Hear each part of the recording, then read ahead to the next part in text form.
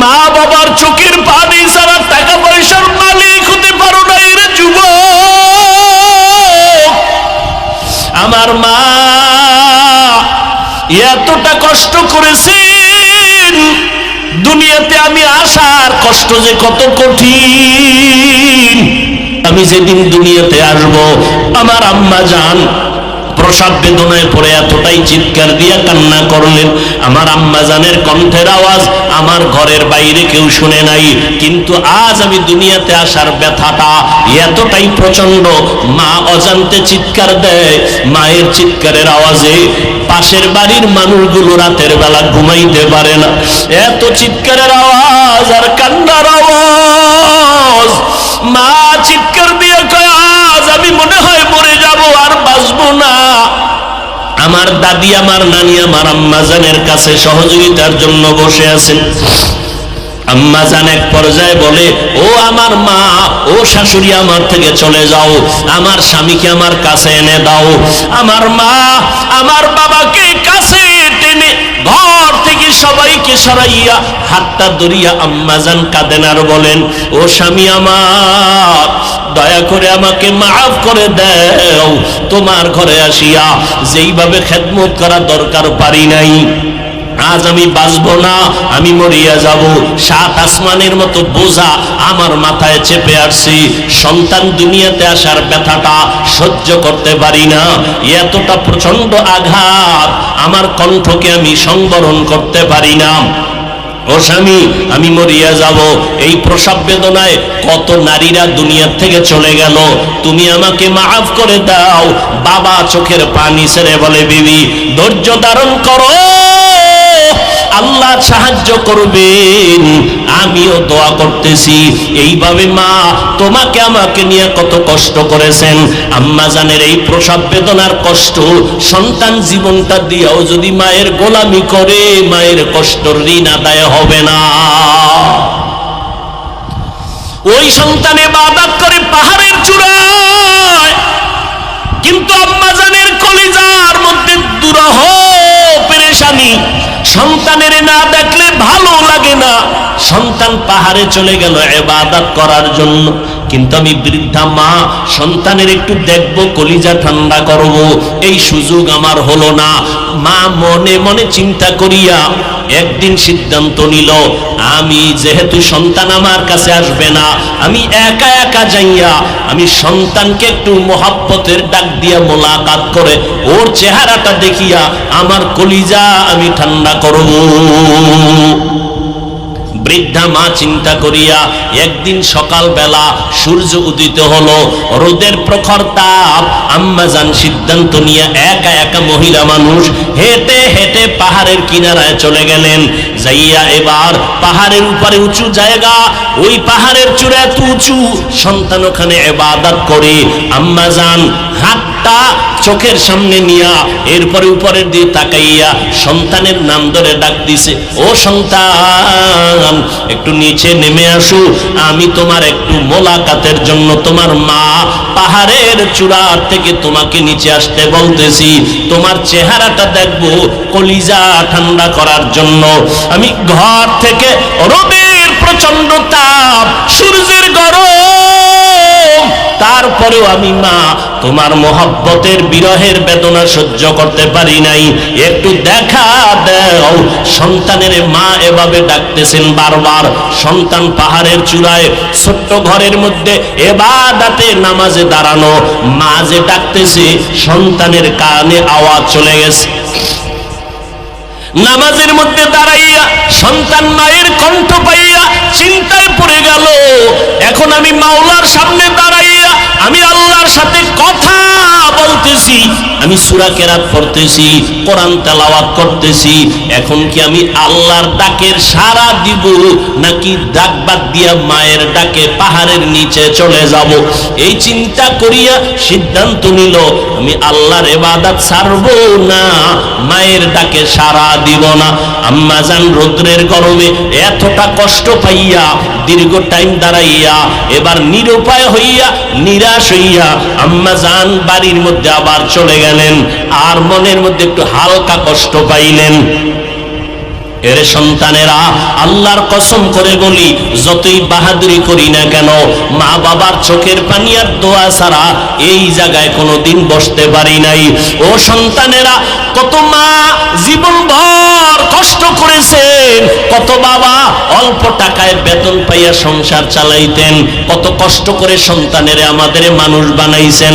আব্বা জানের মাঝে মাঝে মনে চাইতো ইলিশ মাছ দিয়া খানা খাবে, কিন্তু ইলিশ মাছ কেনার মতো টাকা ছিল না। মনের দুঃখ নিয়েই আজ কবরে চলে গেলেন। আম্মা জানের মনে চাইতো আঙ্গুর বেদানা খাবে, কেনার মতো টাকা নাই, আম্মা জান খেতে পারে নাই। আজকে তুমি সন্তান ওই মা বাবাকে দাফন করে কবরে রাখিয়া তুমি আজ আরামে, কত আরামে খাও আর ঘুমাও। তোমার ফ্রিজে ফলের অভাব নাই, মাছের অভাব নাই, তোমার ফ্রিজে ভরা মাছ, তোমার ঘরের মধ্যে ফল ভরা। কিন্তু কি লাভ হবে?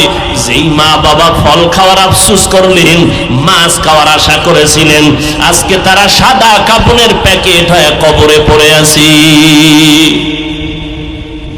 ওই মা বাবার জন্য একটু কি চোখের পানি ছেড়ে দোয়া করতে পারো না রে যুবক?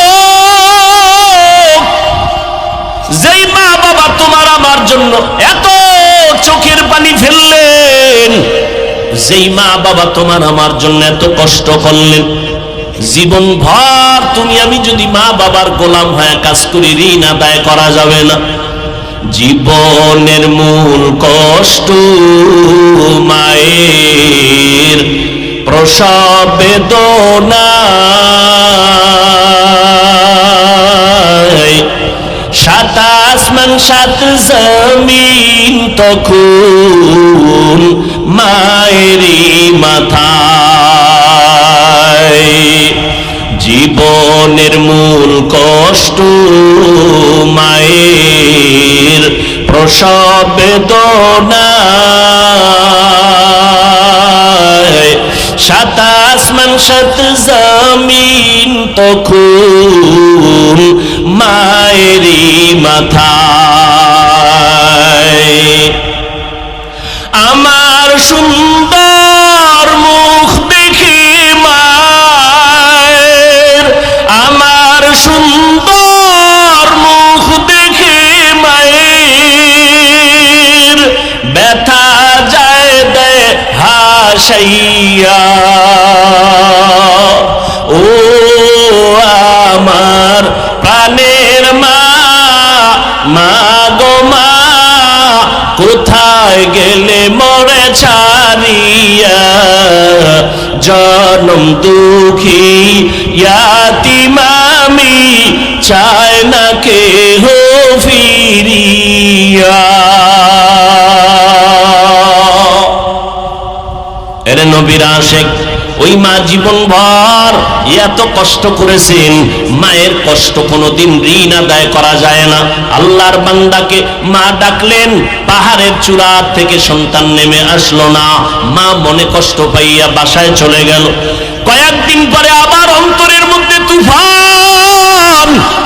সন্তানের না ডাকলে কলিজা ঠান্ডা হয় না। মা পাগলনির মতো চোখের পানি ছেড়ে কাঁদে, চোখে ঘুম নাই। আর একটা দিন দেখি আমার সন্তানের কাছে যাই, একটু সন্তানের চেহারাটা দেখতে পারিনি। মা বৃদ্ধা মানুষ, আবার সূর্যের গরমে রওয়ানা। হাঁটতে হাঁটতে গিয়া পাহাড়ের নিচে দাঁড়াইয়া রহমতের নবী হাদিস বর্ণনা করেন। আল্লাহর নবী বলেন, ও সাহাবায়ে কেরাম, ওই মহিলাটা সন্তানের পাগল হইয়া দ্বিতীয়বার আবার রওয়ানা। পাহাড়ের নিচে যাইয়া নবী নিজের হাত মুবারক, ডান হাতটা কপালের উপরে রাইখা ইশারা দিয়া বলে, মহিলাটা এভাবে হাত রাইখা পাহাড়ের উপরে তাকাইয়া দ্বিতীয় দিন সন্তানটারে আবার ডাকলেন, বাবা সহ্য করতে পারি না, একবার একটু দেখা দাও। আমি মায়ের চোখে ঘুম নাই, আমি যতবার চেষ্টা করি ঘুমানোর, আমার চোখে ঘুম আসে না। ও সন্তান, একটা বার নিচে নাইমা আসো। সন্তানকে মা ডাকতেছেন। আজও সন্তান নামাজের ভেতরে দাঁড়ানো। নবীজি হাদিসে বলতেছেন ওই মহিলাটা বারবার কষ্ট করে ডাকতেছে, সন্তান নামাজের দ্বারায় আজও চিন্তায় পড়ে গেল, আমি কি নামাজটা সারিয়া মায়ের ডাকে সাড়া দিয়া নিচে নামবো, নাকি আমার মাওলার সাথে আমি নামাজেই মশগুল হয়ে যাব। এভাবে কয়েকবার চিন্তা করিয়া আবেগ যুবক সন্তান ইবাদতের মজায় মগ্ন হইয়া নামাজটা সারে নাই। মা আজও নিরুপায় হইয়া কষ্ট পায় বাড়ির দিকে রওয়ানা। চোখের পানি ছেড়ে কাঁদে আর নিয়ত করেছে আর আমি সন্তানের ডাকতে আসবো না। মনের কষ্ট নিয়ে মা বাসায় চলে গেলেন, কিন্তু মনের মানানো যায় না, যতই চেষ্টা করে মনকে আর থামানো যায় না। বিছানায় শুয়ে ঘুমানোর জন্য মায়ের চোখে ঘুম আসে না। নবীজি হাদিস বর্ণনা করেন, রহমতের নবী বলেন ওই মহিলাটা আবার কান্না করে করে এবার ফাইনাল একটা সিদ্ধান্ত নিল, আজকে তৃতীয়বারের মতো আমি যাব পাহাড়ের কিনারায়, আমার কলিজার সন্তানটাকে আমি একবার শেষবারের মতো ডাকবো দেখার জন্য। কারণ ওই সন্তানের চিন্তায় না আমার খানা আছে না ঘুম আছে। মা পাগলের মতো আবার রওয়ানা। তৃতীয়বারের মতো সন্তান দৌড়ায় ওই পাহাড়ের চূড়ায় ইবাদত করে। মা বৃদ্ধা মানুষ কষ্ট করে করে জঙ্গলের কিনারা দিয়া পাহাড়ের কিনারায় গিয়া হাজির। আর সূর্যের গরমে এতটাই কষ্ট, ঘাম পড়তেছি। আম্মা জান পাহাড়ের সন্তান তারে ডাকতেছে, বাবা একটাবার আসো, দুইবার আসিয়া ফেরত গেলাম, আজকে ফিরাইয়া তুমি আমারে দিও না, একটু দেখা দাও, আমি তোমার চেহারাটা দেখলে আমার কলিজা ঠান্ডা হয়ে যাবে। সন্তান আজও নামাজের ভেতরে দাঁড়ানো, মা যে ডাকতেছে নামাজের মধ্যে বাপ সন্তান মায়ের ডাক শুনতেছি, কিন্তু চিন্তায় পড়ে গেল আমি কি নামাজ সারিয়া মায়ের ডাকে সাড়া দিব নাকি নামাজেই মশগুল হয়ে যাব। আল্লাহর বান্দা ইবাদতের মজা পাইয়া আজও সিদ্ধান্ত নিল নামাজ আমি ছাড়বো না, মায়ের ডাকেও সাড়া দিব না। মা তৃতীয়বারের মতো আজকেও সন্তানের সাড়া না পাইয়া এতটা কষ্ট নিয়ে চোখের পানি নিয়ে বিদায় হয়। আজকে একটা অন্তর থেকে মায়ের অজান্তে বদদোয়া নেমে আসে। মা এবার বিদায় বেলা কয়, ও আল্লাহ আমার কলিজার ব্যথাটা সন্তানের বুঝাইতে পারলাম না, তোমার সন্তান ইবাদতে এত মজা পাইয়া আজ তিনবারের মতো আসলাম, সাড়া দিল না। ও আল্লাহ মনে চায় বেশি বরদোয়া করি তবে বেশি না, আজকে একটা কথা তোমার কাছে ফরিয়াদ করি, আল্লাহ ওরে জেনাকারিনী একটা মহিলার চেহারা না দেখাইয়া ওরে মরণ দিবা না। মায়ের দোয়া আর সে আজিমে চলে গেছে। 3 দিন সন্তানের আশায় দেখা করতে এসেও সন্তান দেখা দিল না। ইবাদত আল্লাহর জন্য পাগল। মা এবার বলেই ফেললেন, আল্লাহ জেনাকারিনী মহিলার চেহারা না দেখাইয়া আমার সন্তানের মরণ দিও না। আমাদের কাছে এটা মারাত্মক কোনো বরদোয়া না, কিন্তু একজন খাঁটি আল্লাহর বান্দার জন্য কঠিন একটা মুসিবত। মা যদি বলতেন যে জিনা না করাইয়া কবরে নিও না, তা আরো কঠিন হয়ে যাইত। যদি বলতেন ও আল্লাহ জিনাকারিনী মহিলার সাথে জিনা করাইয়া কবরে নিও, মা বরদোয়া করতে দেরি আর সে আজিমে কবুল হইতে দেরি হয় না। কিন্তু মা এটা বলে নাই, হালকা ভাবে বলছে, আল্লাহ আমার সন্তানের জিনাকারিনী মহিলার চেহারা না দেখাইয়া কবর দিও না, কারণ আমার সন্তান জীবনে কোনোদিন বেগানার দিকে তাকায় নাই, কোনোদিন বেপরদা নারীর চেহারা দেখে নাই। একজন খাঁটি আল্লাহওয়ালার জন্য সব থেকে বড় এক মূল্যবান সম্পদ বেগানার থেকে নিজের নজরকে হেফাজতে রাখা। আমরা সাধারণ মনে করি, কিন্তু আল্লাহর কাছে এটার দাম অনেক বেশি। একজন নারী বেগানা পুরুষ থেকে নজরকে বাঁচাইয়া রাখা জীবনের বড় মূল্যবান একটা সম্পদ। একজন পুরুষ বেগানা নারীর চেহারা থেকে নিজের নজরকে বাঁচাইয়া রাখা মূল্যবান একটা সম্পদ। মা বরদোয়া করে ফেললেন, হে মালিক আমার সন্তানটাকে জিনাকারিনী মহিলার চেহারা না দেখাইয়া কবর দিও না। মায়ের বরদোয়া কবুল হবে না হবে না? হইয়াই গেছে। এদিকে কারবার শুরু, মা তো চলে গেছেন কষ্ট পাইয়া, চোখের পানি ছেড়ে এদিকে কারবার শুরু হয়ে গেছে। কি ওই পুরা এলাকার ভেতরে বনি ইসরাইলরা ঘটনার সুনাম গাইতেছে। আরে আমগো পাহাড়ের চূড়ায় একজন যুবক এত বেশি ইবাদত করে, জীবনে কোনদিন কোন বেগানা নারীর চেহারা দেখে নাই, বেপরদা হয় নাই, আল্লাহর পেয়ারা বান্দা। এই জন্য আমল চালায় যাও, চালায় যাও, চালায় যাও। একদিনের আমল যদি আল্লাহর কাছে ভালো হয়, এই একটা দিনের সেজদা জান্নাত ওয়াজিব করে দিবে। আতিনা ফি দারে দুনিয়া না হাসান, আতিনা ফি দারে উকবা না হাসান, ইয়া গিয়াসাল মুস্তাগীসিন ইহদিনা লাফতিখারা বিল উলুমে ওয়াল গিনা। হর গরি দে নে को तू तैयार है, जो न मांगे उससे तू बेजार है। গুনাহমুক্ত জীবন বান্দা অর্জন করো, সেজন্য লাগবে আল্লাহর ভয়, তাকওয়া। তাকওয়া অর্জন করার জন্য লাগবে খাঁটি আল্লাহওয়ালাদের নেক নজর। এখন ভেজাল ভরা দুনিয়া, ধর্ম নিয়ে ভেজাল দিন দিন শুধু বেড়েই চলছে। এতদিন ভেজাল ছিল মসজিদের বাইরে, এখন ভেজাল মসজিদের ভেতরে। কে বুকে হাত বাঁধলো, কে নাভির নিচে হাত বাঁধলো, এ নিয়ে দ্বন্দ্ব, এ নিয়ে সালাম নাই কালাম নাই। সালাম দেয় না, আমরা দিলেও নেয় না, আছে না নেই? বিষয় কি? নাভির নিচে হাত বাঁধি কেন? তাহলে এতদিন দ্বন্দ্ব ছিল, তর্ক বিতর্ক ছিল মসজিদের বাহিরে, এখন কোথায়? মসজিদের ভেতরে। আল্লাহ সবাইকে হেদায়াত দান করুন।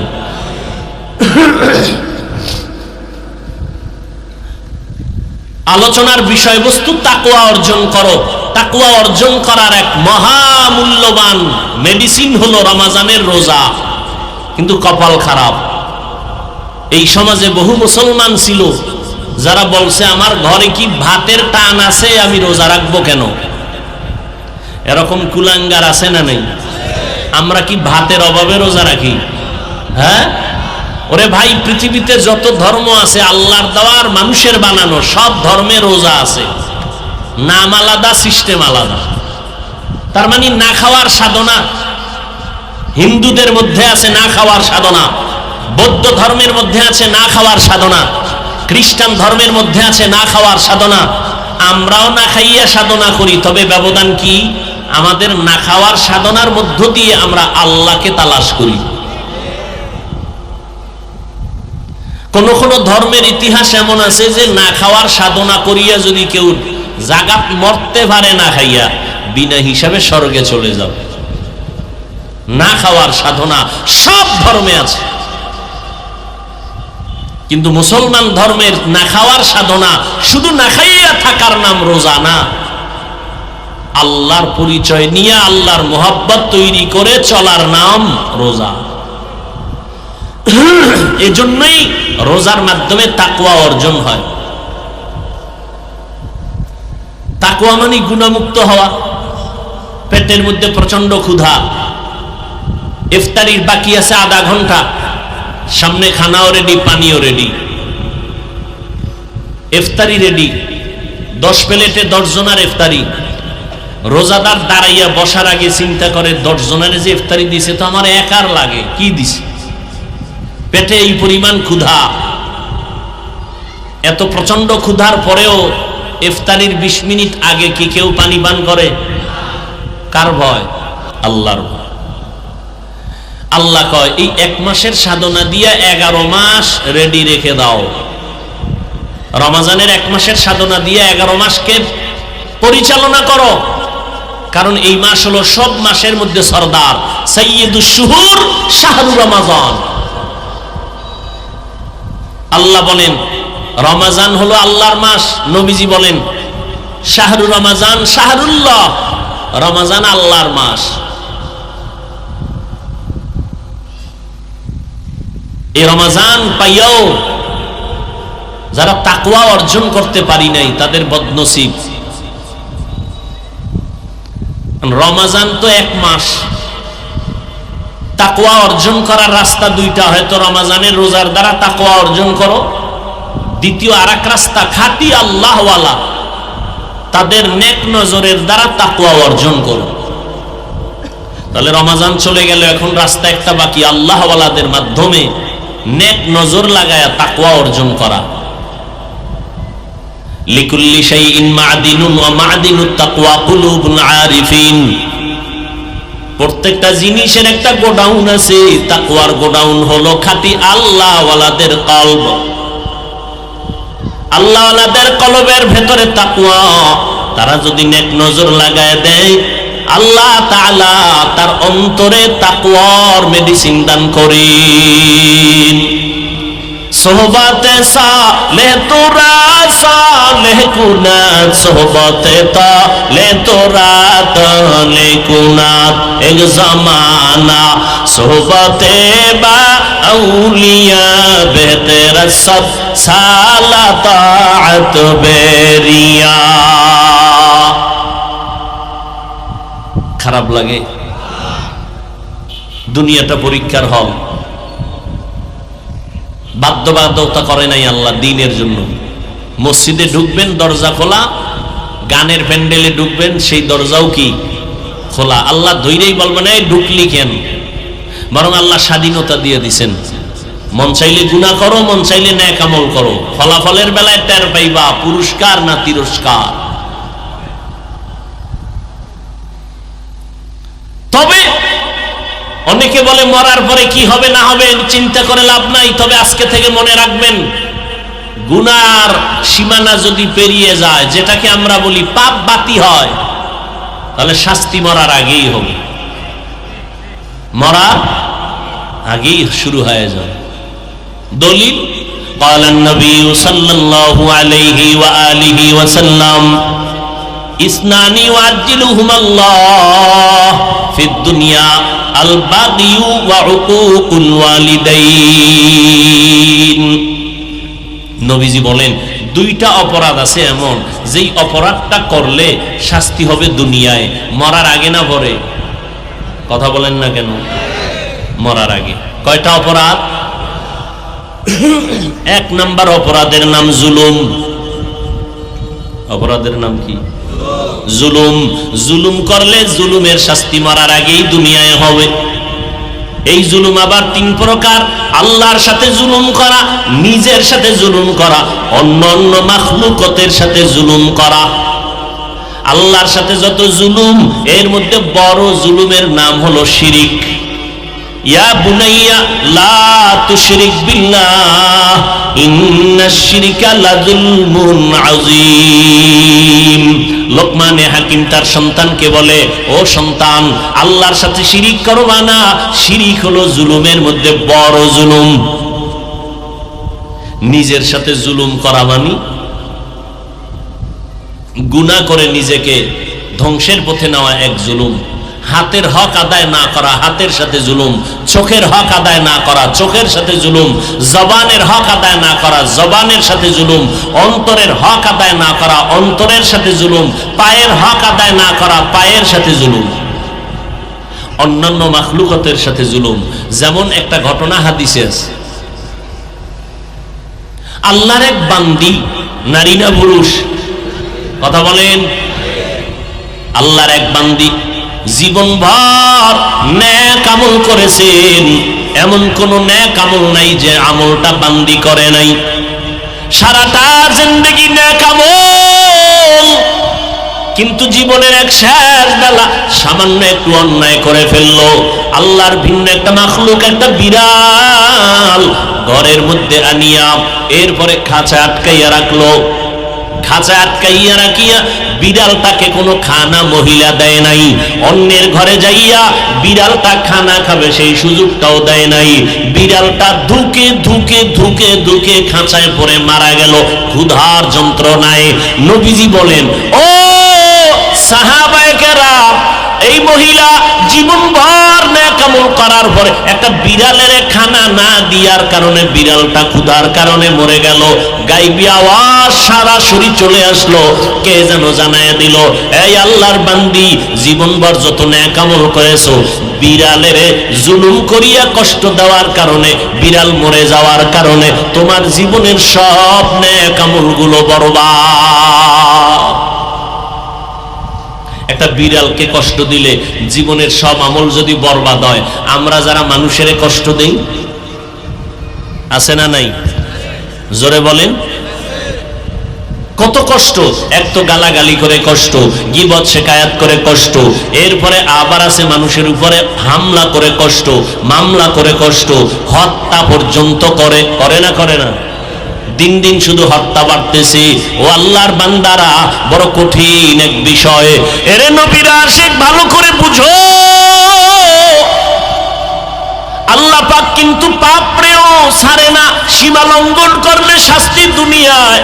এক আল্লাহর বান্দা, একটা মেয়ে স্বামীকে জবাই করেছে। কাকে জবাই করছে? স্বামীকে। একা পারে নাই, সাথে আর একটা ছেলেরে নিয়ে নিছে। একটা যুবক ছেলে, তার পরিচিত বন্ধু, এই দুইজনে মিলে রাতের ঘুমের মধ্যে স্বামীকে জবাই করেছে।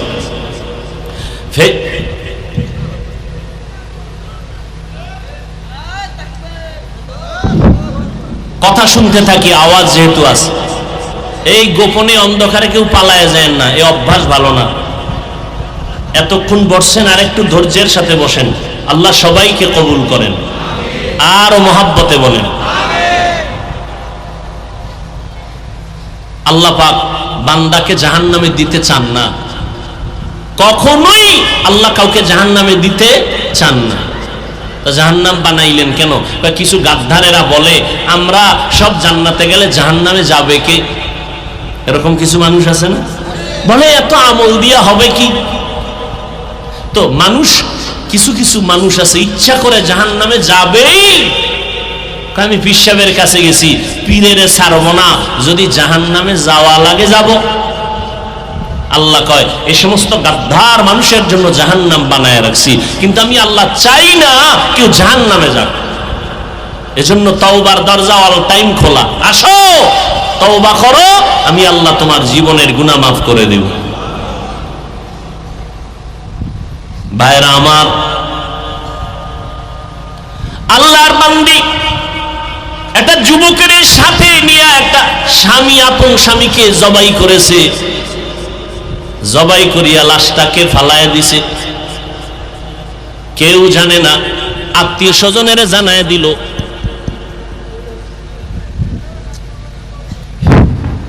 আত্মীয় স্বজনের জানায় দিল, কি তোমার স্বামী মরলো কেন? কয় যে করোনায় আক্রান্ত, এই জিনিস খাইছে, সেই খাইছে। এই ফেসবুকের যারা গোলাম আছেন, আপনারা মোটামুটি জানেন এই ঘটনা, সারা দুনিয়াতে ভাইরাল হয়েছে। হয়তো মনে নাই, আমি স্মরণ করাই দিচ্ছি। মরেই গেছে, মেরে ফেলছে, করোনার অজুহাত দিয়া মরে গেছে, শেষ। নিরাপদ স্ত্রী ওই বন্ধু যুবকের নিয়ে আনন্দে চলাফেরা করে, স্বামী তো নাই। স্বামীটা ছিল ভদ্র মানুষ, স্কুলের এক মাস্টার, চরম ভালো মানুষ। আপনারা কি মনে করেন যারা স্কুল কলেজে পড়ালেখা করে বা করায় এরা খারাপ? প্রত্যেকটা লাইনে ভালো মানুষ আছে। এমনও RAB, army, police, BDR, OC, DC আছে, এক টাকাও হারাম খায় না, আছে না নেই? ভাইরা আমার, দীর্ঘ প্রায় 3, 4, 5 বছর হয়ে গেল, হঠাৎ এই যে স্বামীটাকে মেয়েটা জবাই করেছে কেউ জানে না, কিন্তু এই যে বন্ধুর সাথে মোবাইলে কথা বলছে, এই কথাগুলো রেকর্ড হয়ে আছে মোবাইলের মেমোরিতে। আল্লাহর কুদরত, নিরপরাধ একটা স্কুল মাস্টারকে মেরে ফেলবে, নিরাপদ মনে করছে, সমস্যা নাই। 2, 3, 4, 5 বছরের মাথায় ধরা পড়ে গেছে। বলে কেমনে? কয়েকদিন ওই যে মোবাইলে রেকর্ড করা মোবাইলটা হারায় গেছে। মোবাইলটা হারায় গেছে। মোবাইলটা হারানোর পরে গ্রামের একজন সাধারণ মানুষ মোবাইলটা পেয়েছে। মোবাইলটা একটা বাটন সেট, নরমাল 1200-1300 টাকা দামের মোবাইল। তো মোবাইলটা পাইয়া বাসায় রাখছে 2 দিন, কোনো কল আসে না, রাইখেই দিস। ব্যাটারি চার্জ শেষ, মোবাইলটা বন্ধ হয়ে গেছে। ওভাবে রয়ে গেছে দীর্ঘদিন। 1-2-3 মাস পরে এই যে মোবাইলটা পাইলো, এর স্ত্রী গেছে তার বাবার বাড়ি বেড়াইতে। তো একদিন ডয়ারে কিছু খোঁজ করতে গিয়া দেখে মোবাইল পড়ে আছে, মনে নাই যে পাওয়া মোবাইল। হঠাৎ দেখা এটা মোবাইল কেউ নিল না, কার মোবাইল? তো মোবাইলটা চার্জে ঢুকাইয়া ওপেন করছে, এর মধ্যে কল আসছে। কল আসার পরে একজনে কল দিছে, রিসিভ করছে। এ ভাই আপনি কে? বলে আমি মোবাইলওয়ালা। তাই আপনার নাম পরিচয় সব দেন। দিস। ভাই মোবাইলটা আপনি আমাকে দিবেন? আপনার মোবাইল আপনি নিবেন, এখানে সমস্যা কি? আপনাকে আমি হাদিয়া দিব 2000 টাকা। আপনার মোবাইল আপনি নিবেন, হাদিয়া দিবেন কেন? কিছুক্ষণ পরে বলে মোবাইলটা আমি সরাসরি নিতে পারবো না, আপনি অমুক বাজারের পাশে একটা গ্রামের রাস্তার পাশে দোকান আছে, ও দোকানের পিছনে ফেলে যান, আমি আপনার ওখানে আমি 5000 টাকা রেখে দিব, মোবাইলটা আমারে দেন। আচ্ছা, মোবাইলওয়ালা মোবাইল নিবে, তুমি টাকা 1বার 2বার 5000 এগুলো বলো কেন? তো মনের মধ্যে সন্দেহ আসে না? আসে না? আসে। এইবার চিন্তা করে কারণটা কি। এবার মোবাইলটার মেমোরি খুলছে, মেমোরিটা ওপেন কইরা এবার দেখে রেকর্ড বাজতেছে, কল রেকর্ড, কথার আওয়াজ, মেয়ে আর যুবক দুইজনার কথা। তো কথা যা বলতেছে, ওই যুবকের নাম যা, এই যুবকের নাম তা। মোবাইলে মেয়েটা বলতেছে নাম ধরে, রাজু তুমি আসো, এভাবে এভাবে আমরা করবো। এই যে মোবাইলটা পাইছে এই যুবকের নামও কি? এখন ওর ভয় লাগে গেছে, আমি তো জীবনে কিছু অন্যায় করি নাই, আমার নামে হেন কেন? সরল মানুষ ভয় পেয়ে গেছে। ও এগুলো শুই না, মোবাইলটা বন্ধ করে ফেলাইছে। বন্ধ করে ডয়ারে রাইখা কাকে বলবে? কাউকে বলে না, ভয়। আমার নাম কয়েক মাইয়া, আমি কারে মারমু না মারমু এটি তো আমি কিছুই জানি না। তো সামনে বাড়ির দরজা একটা দোকান, দোকানের যে ছেলেটা খুব শিক্ষিত, মোটামুটি ভদ্র, ওর কাছের বোন, ওকে গিয়া গোপনে বলে মোবাইলটা আমার হাতে দাও। মোবাইল নিয়ে রেকর্ড শুনলো, শোনার পরে বলে তোমার কোনো দোষ নাই, এই নামের ছেলের এইটা ঠিকানা খুঁজে বের করি। মোবাইল দিল, খুঁজতে খুঁজতে খুঁজতে খুঁজতে গিয়া পাইলো বরগুনা জেলার একটা ঘটনা। ওখানে চলে গেল, নিয়ে গিয়া সত্য ঘটনা জানলো। এত বছর আগে এই এলাকায় স্ত্রীর ঘরে স্বামী হত্যা, নিহত হয়েছে। বোনের আত্মীয় স্বজনকে বললো আপনারা মামলা করেন না কেন? এটা করোনার সময় কি হয়েছে না হয়েছে আল্লাহর কাছে বিচার দিয়ে দিছি। কারণ বিচার তো দুনিয়ায় হবে, জুলুমের বিচার। ছেলেটা মোবাইলটা প্রশাসনের হাতে থানায় জমা দিয়ে দিল। থানায় এই মোবাইল নিয়া এরপরে এই মেয়েকে আর ওই যুবকের ধরে এবার আদালতে হাজির।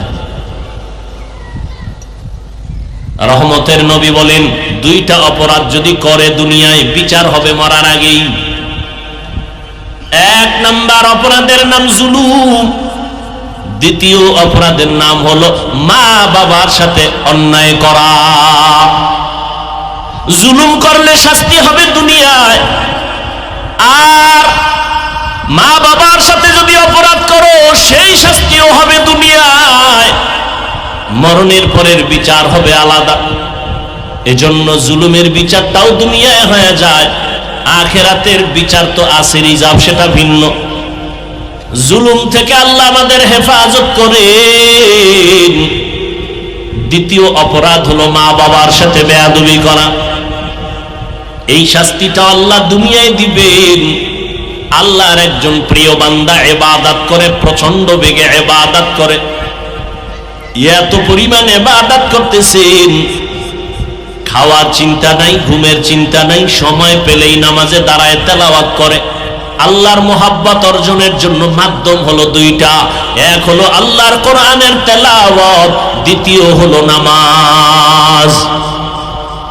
আল্লাহর বান্দা যুবক মানুষ ইবাদত করে, যৌবনের ইবাদত আল্লাহর কাছে বেশি দামি। এজন্য আল্লাহর রাসূল যৌবনকালের ইবাদতকারীকে সুসংবাদ দিয়েছেন। যুবকদেরকে নবী বেশি ভালোবাসছেন আর বলছেন, ও যুবক, আমি মুহাম্মদের বিরোধিতা করেছে বুড়ারা, আর আমি মুহাম্মদের উপকার করেছে যুবকেরা। নবীজির যত দুশ্মন ছিল এর মধ্যে বুড়া যারা বেশি ছিল, এরা বেশি নবীর দুশ্মনী করছে। যুবকেরা নবীর সহযোগিতা করছে। 7 বছরের সন্তান হযরত আলী রাসূলের হাতে হাত লাগায় কালেমা পড়ে রেডি হয়ে গেছে রাসূলের পক্ষে একজন ঢাল। 7 বছর বয়সে কালেমা পড়ে ফেলছে। কেউ বলেন 10 বছর, কেউ বলেন 12। এই তিনটার মধ্যে একটা হযরত আলী, একদিকে রাসূলের চাচাতো ভাই, কিছুদিন পরে হলেন সাহাবী, এরপরে হলেন রাসূলের জামাতা। সে আলীর দাম কত? নবী বলেন, আনা দারুল হিকমা ওয়া আলীউন বাবুহা, আমি মুহাম্মদ ইলমের হিকমতের ঘর, আর এই ঘরের দরওয়াজা আমার আলী। আল্লাহ আলীকে এত জ্ঞান দিছিলেন, যেই জ্ঞানের প্রশংসা করতে গিয়া ওমর বলে, লাউলা আলীউন লাহালাকা ওমর, আলী যদি আমার চেয়ারের পাশে না থাকতো তো আমি ওমর ধ্বংস হয়ে যেতাম। বলে তা কেমনে? হযরত ওমর খেলাফতের মসনদে বসা, পাশে হযরত আলী। এক মহিলা নবী খলিফাতুল মুসলিমিন ওমরের সামনে আছে, এসে বলেন, ও খলিফাতুল মুসলিমিন, আমি জুলুম করেছি, বিচারটা দুনিয়ায় করে দেন। কি করেছ? বলে, আমি জিনা করেছি, আমার পেটে অবৈধ বাচ্চা, আমাকে হত্যা করে বিচার করে দেন। ওমরের তো কথার আগে তরবারি রেডি, জল্লাদ রেডি হয়ে যাও, এই মহিলাকে হত্যা করে দাও। হযরত আলী বলেন, খবরদার খলিফাতুল মুসলিমিন, হত্যা করবেন না, এই মহিলার কোনো অপরাধ নাই।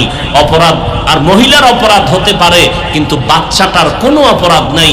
মহিলাকে মারতে গিয়ে শিশু বাচ্চাটার উপরে, নবজাতক বাচ্চা দুনিয়াতে আসবে, এই বাচ্চার উপরে যেন কোনো অন্যায় না হয়। হযরত ওমর কয়, জল্লাদ দাঁড়াও, সিদ্ধান্ত আলী দিয়া দাও। আলী সিদ্ধান্ত দিলেন। ওমরের খেলাফত যুগে আলী বলেন, ও মা, আপনি ঘরে চলে যান, নিরাপদে থাকেন, আরামে ঘুমাবেন, খানা খাবেন, দুনিয়াতে বাচ্চা আসবে, বাচ্চাকে লালন পালন করে বড় বানাবেন, নিজের পায়ে দাঁড় করাবেন। বাচ্চা যখন নিজে বুঝে শুনে চলবে, কোনো টেনশন নাই, একা একা চলতে পারবে, এই পর্যায়ে যখন যাবে তখন আপনি আদালতে আসবেন, তারপরে আপনার বিচার হবে, বাচ্চার উপরে কোনো জুলুম হবে না। ওমর কয়, রে আলী, এই মুহূর্তে তুমি যদি না হইতা, আমি ওমর ধ্বংস, জুলুম হয়ে যদি যাইতো, তা আল্লাহ আমাকে পাকড়াও করে ফেলতেন। এর নাম তাকওয়া, এর নাম আল্লাহর ভয়। আবু বকর সিদ্দিক রাদিয়াল্লাহু তাআলা আনহু নরম দিলের মানুষ, খেলাফতের দায়িত্ব পালন করেন, অর্থ মন্ত্রণালয় থেকে বেতন নিতেছেন। একদিন স্ত্রী বলে, আমার একটু মিষ্টি খাইতে মনে চায়। আবু বকর বলে, যেই টাকা বেতন পাই এই টাকা দিয়ে মিষ্টি খাওয়ানোর মতো আলাদা টাকা নাই, পারবো না, মাপ চাই। কিছুদিন পরে আল্লাহর বান্দি আবু বকর সিদ্দিক রাদিয়াল্লাহু তাআলা আনহুর স্ত্রী, কেমন স্ত্রী, ডাক দিয়া কয়, স্বামী আমার, কিছু টাকা জমাইছি, আপনার বেতনের টাকা থেকে অল্প অল্প করে কিছু টাকা জমাইলাম, এই টাকা দিয়ে আমাকে মিষ্টি এনে দেন। স্ত্রীও আল্লাহর প্রিয় বান্দি, আল্লাহর পেয়ারা বান্দি, স্বামীর মিষ্টি খাইতে তেমন মন চায় না, কিন্তু এটা একটা পরীক্ষা নিতেছেন। আবু বকর বলে, ও বিবি, তাহলে বেতন থেকে যেই টাকাটা তুমি বাড়াইলা, বাঁচায়া রাখলা মিষ্টির জন্য, তাহলে বোঝা গেল এই টাকা আমার সংসারে লাগে না। বুঝেননি? বুঝেন বুঝেন।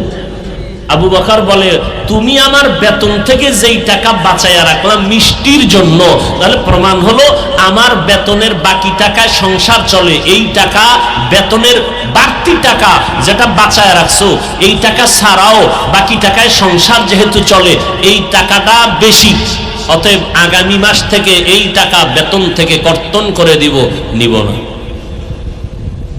हर के दारत खौफे हक दर्दी मदाम जन्नतुल मअवा देहद उरा मकाम। এই জন্য একটা প্রবাদ আছে, সংসার ধন্য হয় রমণীর গুণে, সংসার ধ্বংস হয় নারীর কারণে। একজন আম্মা জান যদি আবেদা হয়, আমলওয়ালা হয়, নেককারিনী হয়, ওই মহিলাটা একজন স্বামী যত বড় খারাপ হোক তাকে লাইনে আনতে 1 মাস টাইম লাগে না। স্বামী বেতন পায়, সরকারি চাকরি করে, মাসে বেতন কত বলে 22,000। 1 মাসে দেখা গেল স্বামী বেচারা 22,000-এর থেকে আরো 3,000 বেশি নিয়ে আসলো। স্ত্রী ডাক দিয়ে কয়, স্বামী বেতন তোমার 22,000, 3,000 টাকা বাড়তি আনলা কেন? বলে অমুক জায়গার থেকে হাদিয়া পাইছি। বুঝলাম, ঠিক আছে। এইভাবে প্রত্যেক মাসে যদি আম্মা জানেরা স্বামী বেচারার টাকার হিসাবটা নিতে থাকে, জীবনে কোনো স্বামী হারাম টাকা ঘরে নিতে পারবে না। বরং আম্মাজান যদি এমন হয় স্বামীর টাকা আসতেছে ডান হাতে বাম হাতে চিন্তা নাই, বরং নিজে স্বামীকে সতর্ক করবে দূরের কথা, স্বামীর টাকা গোপনে গোপনে সরাইয়া গুনার কাজে বন্ধু বান্ধবীর সাথে গিয়া মার্কেটে যায় আড্ডা করে, এই রকম স্ত্রী ঘরে ঘরে আছে না নাই? আল্লাহর কসম, স্বামী যদি বাইতুল্লাহর ইমামও হয় আর স্ত্রী যদি খেয়ানতকারিনী হয়, ওই স্বামীর কোটি টাকায়ও সংসারে বরকত হবে না। আল্লাহর বান্দা যুবক বড় আবেদ, এত পরিমাণে ইবাদত করতেছেন, ইবাদত করতে করতে করতে করতে এমন একটা পর্যায়ে গেল, এলাকায় ইবাদত করতে গিয়া মসজিদে যতক্ষণ থাকে আল্লাহ আল্লাহ, যখন মসজিদের বাইরে যায় গানের আওয়াজ, নাটকের আওয়াজ, বেপরদা নারীর আড্ডা আছে না নেই? যেমন প্রগতি স্কুল মাঠে কোরআনের বাগানে বয়ান চলতেছে, আবার এই স্কুলের বাইরে দোকানপাটে বেপরদা নারী আর যুবক যুবতীর আড্ডা চলতেছে। কথা বলেন না কেন? তাহলে এটা বেহেশতের বাগান, ওইটা কির বাগান? আল্লাহর কসম, এর পর্দার আড়ালের আম্মা জানেরা ভালো করে শুনেন, কয়দিন আর দুনিয়াতে বাঁচবেন? চোখের সামনে নারীর লাশ আর লাশ। ভালো মানুষ হঠাৎ অসুস্থ হয়ে যায়, মাথা নষ্ট হয়ে যায়। এরে আম্মা জান, আপনাদের এত মর্যাদা আল্লাহ দান করেছেন, এই দুনিয়াতে আপনারা নবীদের মা, এই দুনিয়াতে আপনারা সাহাবায়ে কেরামদের মায়ের মতো মা। এরে আম্মা জানেরা, আপনাদের মাধ্যমেই তো হাফেজে কোরআন দুনিয়াতে আসছে, আপনারা আলেমদের মা, আপনারা কোরআনওয়ালাদের মা। এই দুনিয়াতে যত ভালো ভালো সন্তান আসছে সব মা আপনার কারণেই আসছে। এই দুনিয়াতে যত ভালো ভালো সন্তান, আখিরাতের লাইনে হোক আর দুনিয়ার লাইনে হোক, যত ভালো সন্তান আছে, এসপি সাহেবের ব্যবহার ভালো, এমপি সাহেবের ব্যবহার ভালো, একজন প্রফেসরের ব্যবহার অনেক সুন্দর, ওসি সাহেবের ব্যবহার ভালো, ডিসি সাহেবের ব্যবহার ভালো, চেয়ারম্যানের ব্যবহার ভালো, একজন চৌকিদার মেম্বার কমিশনারের ব্যবহার ভালো। যত ভালো ভালো সন্তান ভালো বলি, এগুলো তাদের ব্যক্তিগত বাহাদুরি না, সব হলো মায়ের অবদান। এরে আম্মা জান, আপনাদের এত দাম, এত মর্যাদা আল্লাহ দান করেছেন। এই দুনিয়াতে ভালো বাগান সাজাইতে হলে মায়ের মাধ্যমেই বাগান সাজবে। আম্মা জানের আদর্শ ভালো হবে, সন্তানের আদর্শ ভালো হবে। এর আম্মা জান, ওই যুবক সন্তানটা ইবাদত করতে করতে মনটা এমন তৈরি হয়ে গেছে, আমি মসজিদে নামাজ পড়ি, আল্লাহকে ডাকি, বাইরে বের হলে মন খারাপ, গুনাহ গুনাহ, চারদিকে গুনাহ, বেপরদা নারীর আড্ডা, গানের আওয়াজ, নাটকের আওয়াজ। না, আমি এই লোকালয়ে থাকবো না। ইবাদতের নিয়ত করিয়া যুবক আবেদ দৌড়াইয়া চলে গেল জঙ্গলে, পাহাড়ের কিনারায়, পাহাড়ের মধ্যে একটা চূড়ায় গিয়া ইবাদতের ছোট একটা ঘর বানাইলো। ইবাদত করনেওয়ালা যুবক পাহাড়িয়া জঙ্গলের চূড়ায় উঠিয়া ছোট একটা ইবাদতের ঝুপড়ি বানাইয়া ওখানে বান্দা একা একা ইবাদত করে। পাহাড়ের চূড়ায় কোনো মানুষ নাই, গানের আওয়াজ নাই, একদিকে জঙ্গল, কোলাহল মুক্ত, মানুষের কোনো আড্ডা নাই, বেপরদার নারী নাই। ওই যুবক সন্তান ওখানে বসে বসে এক নাগারে ইবাদত করে, খানার টেনশন নাই। কারণ দেখবেন যারা আল্লাহর মোহাব্বত নিয়া আল্লাহর ইবাদতে মশগুল থাকে, এদের খানার ক্ষুধা থাকে না, আল্লাহর ইবাদতে তাদের ক্ষুধা নিবারণ হয়ে যায়। আল্লাহর ইবাদতের মাধ্যমে তাদের ক্ষুধা নিবারণ হয়ে যায়। ওই যুবক পাহাড়ের চূড়ায় বসে ইবাদত করে, ঘরের মধ্যে আম্মা জান বৃদ্ধা মানুষ, মা সারা ঘরের মধ্যে কেউ নাই। ওই মা একা একা ঘরে আছেন। যুবক ছেলেটা ইবাদতের জন্য পাহাড়ের চূড়ায় চলে গেল। আম্মা জানেরা ও ভালো করে শুনেন, কেমন মায়ের কেমন সন্তান। যুবক পাহাড়ের চূড়ায় ইবাদত করে, কিন্তু মায়ের কাছেও আসে না। বৃদ্ধা মা ঘরের মধ্যে বসে বসে ইবাদত করে, সংসারের মোটামুটি পরিচালনাও করে, কিন্তু মনের মধ্যে একটা অভাব। আমার ইবাদত করনেওয়ালা সন্তানের না দেখলে কলিজা ঠান্ডা হয় না। মা বাবা মধ্যে সন্তান লালন পালন করে, মা বাবা অবদান রাখে বেশি, মায়ের অবদান এত বেশি। সন্তানকে মা এতটা আদর দেয়, এতটা স্নেহ মমতা দেয়। মা সন্তানের নিয়ে এত কষ্ট সহ্য করে নেয়, এই কষ্টের হাজার ভাগের এক ভাগ বাবা সহ্য করে নিতে পারে না। এই জন্য হাদিসে পাকে পয়গম্বর বাবার তুলনায় মায়ের সম্মানের কথা 3 বার বলেছি। মায়ের অধিকার আল্লাহ পাক বাড়ায় দিয়েছেন, নবীও বাড়ায় দিয়েছেন। ও নবীর আশিক, ও পর্দার আড়ালের আম্মা জানেরা, সন্তানের প্রতি মায়ের অবদান এত বেশি। মা সন্তানের এই নিয়ে এত কষ্ট করেন, খানা নাই, ঘুম নাই, কত কষ্ট করে। ও নাজিরপুর এলাকার মুসলমানেরা, সন্তানেরা যত বড় কিছুই দাবি করো না কেন, মায়ের দোয়া ছাড়া কোনোদিন সম্ভব না। মায়ের চোখের পানির কারণে আজ আমি চেয়ারের মধ্যে বসেছি। মা বাবার দোয়া আর চোখের পানির কারণে তুমি আজ পরীক্ষায় ভালো নাম্বার পেয়েছো। মা বাবার চোখের পানি ছাড়া টাকা পয়সার মালিক হতে পারো না এর যুবক। মা বাবার চোখের পানি ছাড়া তুমি আর সম্মানের চেয়ারে বসতে পারো নাই। আজকে মানুষ তোমারে সম্মান করে, কত দোয়া করে, মা বাবার দোয়ার কারণে দাস তোমার এত সম্মান। আমার মায়ার নবীর জন্য মায়ের সম্মান অনেক বাড়ায় দিয়েছে। আমার মা এতটা কষ্ট করেছেন, দুনিয়াতে আমি আসার কষ্ট যে কত কঠিন। আম্মা জানের আওয়াজ ঘরের বাইরে যায় না, এলাকার কেউ আমার মায়ের গলার আওয়াজ শুনে নাই। আমি যেদিন দুনিয়াতে আসবো, আমার আম্মা জান প্রসব বেদনায় পড়ে এতটাই চিৎকার দিয়া কান্না করলেন, আমার আম্মা জানের কণ্ঠের আওয়াজ আমার ঘরের বাইরে কেউ শুনে নাই। কিন্তু আজ আমি দুনিয়াতে আসার ব্যথাটা এতটাই প্রচন্ড, মা অজান্তে চিৎকার দেয়। মায়ের চিৎকারের আওয়াজে পাশের বাড়ির মানুষগুলো রাতের বেলা ঘুমাইতে পারে না। এত চিৎকারের আওয়াজ আর কান্নার আওয়াজ। মা চিৎকার দিয়ে কয়, আজ আমি মনে হয় মরে যাব, আর বাঁচবো না। আমার দাদি, আমার নানি, আমার আম্মা জানের কাছে সহযোগিতার জন্য বসে আছেন। আম্মা জান এক পর্যায়ে বলে, ও আমার মা, ও শাশুড়ি, আমার থেকে চলে যাও, আমার স্বামীকে আমার কাছে এনে দাও। আমার মা আমার বাবাকে কাছে টেনে ঘর থেকে সবাইকে সরাইয়া হাতটা ধরিয়া আম্মা জান কাঁদেন আর বলেন, ও স্বামী আমার, দয়া করে আমাকে মাফ করে দাও। তোমার ঘরে আসিয়া যেইভাবে খেদমত করা দরকার পারি নাই। আজ আমি বাঁচবো না, আমি মরিয়া যাব। 7 আসমানের মতো বোঝা আমার মাথায় চেপে আসছি। সন্তান দুনিয়াতে আসার ব্যথাটা সহ্য করতে পারি না। এতটা প্রচন্ড আঘাত, আমার কণ্ঠকে আমি সংবরণ করতে পারি না। ও স্বামী, আমি মরিয়া যাব। এই প্রসব বেদনায় কত নারীরা দুনিয়ার থেকে চলে গেল, তুমি আমাকে মাফ করে দাও।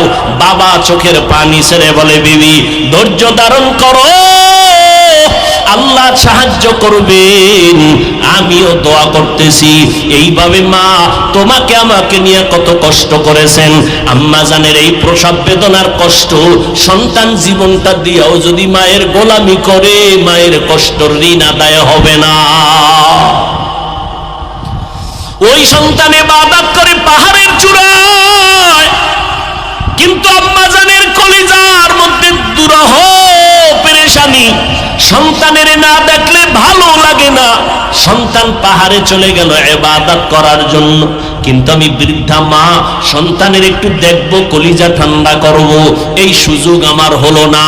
মা মনে মনে চিন্তা করিয়া একদিন সিদ্ধান্ত নিল, আমি যেহেতু সন্তান আমার কাছে আসবে না, আমি একা একা যাইয়া আমি সন্তানকে একটু মোহাব্বতের ডাক দিয়া মোলাকাত করে ওর চেহারাটা দেখিয়া আমার কলিজা আমি ঠান্ডা করব।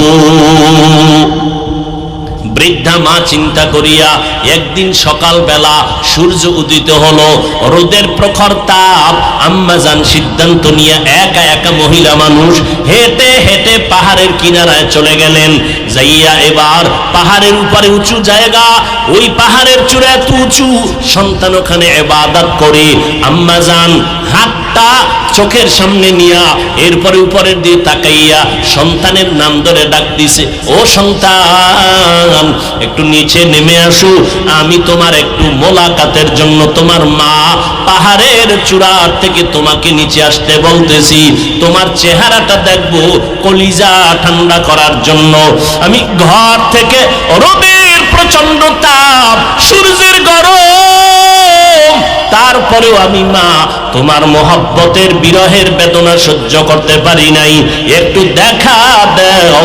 সন্তানের মা এভাবে ডাকতেছেন বারবার। সন্তান পাহাড়ের চূড়ায় ছোট্ট ঘরের মধ্যে ইবাদতে নামাজে দাঁড়ানো, মা যে ডাকতেছে সন্তানের কানে আওয়াজ চলে গেছে। নামাজের মধ্যে দাঁড়াইয়া সন্তান মায়ের কণ্ঠ পাইয়া চিন্তায় পড়ে গেল, এখন আমি মাওলার সামনে দাঁড়াইয়া আমি আল্লাহর সাথে কথা বলতেছি, আমি সূরা কেরাত পড়তেছি, কোরআন তেলাওয়াত করতেছি, এখন কি আমি আল্লাহর ডাকের সাড়া দিব নাকি ডাক বাদ দিয়া মায়ের ডাকে পাহাড়ের নিচে চলে যাব? এই চিন্তা করিয়া সিদ্ধান্ত নিল, আমি আল্লাহর ইবাদত ছাড়ব না, মায়ের ডাকে সাড়া দিব না। আম্মাজান রৌদ্রের গরমে এতটা কষ্ট পাইয়া দীর্ঘ টাইম দাঁড়াইয়া এবার নিরুপায় হইয়া নিরাশ হইয়া আম্মাজান বাড়ির মধ্যে আবার চলে গেলেন, আর মনের মধ্যে একটু হালকা কষ্ট পাইলেন। এরে সন্তানেরা, আল্লাহর কসম করে বলি, যতই বাহাদুরি করি না কেন, মা বাবার চোখের পানি আর দোয়া ছাড়া এই জায়গায় কোনোদিন বসতে পারি নাই। ও সন্তানেরা, কত মা জীবনভর কষ্ট করেছেন, কত বাবা অল্প টাকায় বেতন পাইয়া সংসার চালাইতেন, কত কষ্ট করে সন্তানেরা আমাদের মানুষ বানাইছেন। আব্বা জানের মাঝে মাঝে মনে চাইতো ইলিশ মাছ দিয়া খানা খাবে, কিন্তু ইলিশ মাছ কেনার মতো টাকা ছিল না।